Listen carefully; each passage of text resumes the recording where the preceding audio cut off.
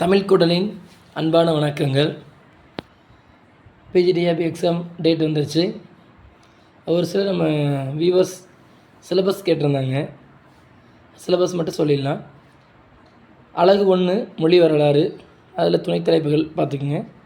அழகு 2 சங்க இலக்கியமும் சங்க மருவி கால இலக்கியமும். அழகு 3 காப்பியங்கள். அழகு 4 பக்தி இலக்கியம். இப்போ அழகு 1க்கு பார்த்திங்க அப்படின்னா அதில் ஒரு 7 துணைத் தலைப்புகள் இருக்குங்க.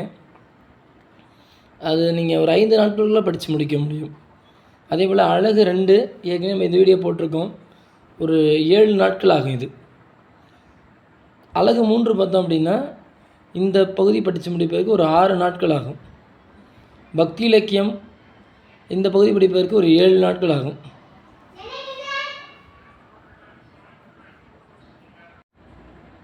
அழகு 5 சிற்றிலக்கியம். அழகு 6 இக்கால இலக்கியம். அழகு 5 படிப்பதற்கு பார்த்திங்கன்னா ஒரு 6 நாட்கள் ஆகும். அழகு 6 படிப்பதற்கு இது கொஞ்சம் பெரிய பகுதியாக இருக்குங்க. ஒரு 8 நாட்கள் நம்ம எடுத்துக்கலாம் இந்த பகுதிகளுக்கு. அடுத்த அழகு 7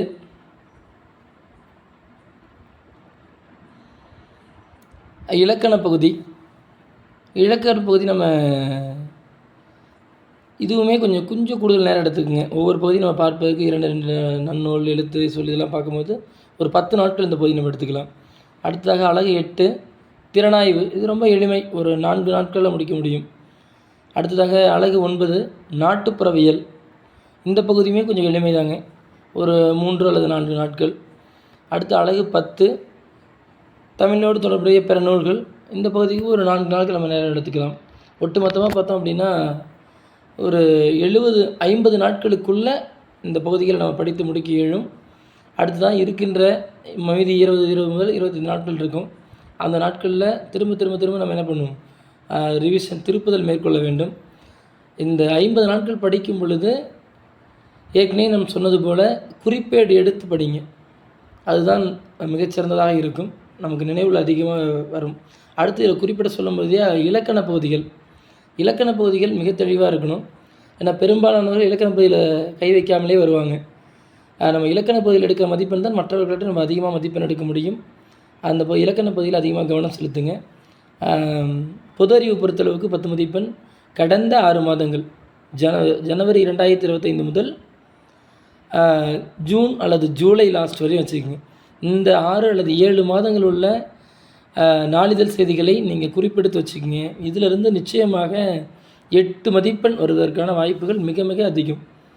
அதனால் இதை நீங்கள் கணக்கிட்டால் அப்புறம் சைக்காலஜி தனியாக நீங்கள் ஏதாவது ஒரு கோச்சிங் சென்டரோட புக்லெட்டு வாங்கிங்க, படித்து இது பண்ணால் நிச்சயமாக அதுலேயும் ஒரு குறிப்பிட்ட மதிப்பெண் எடுக்க முடியும்.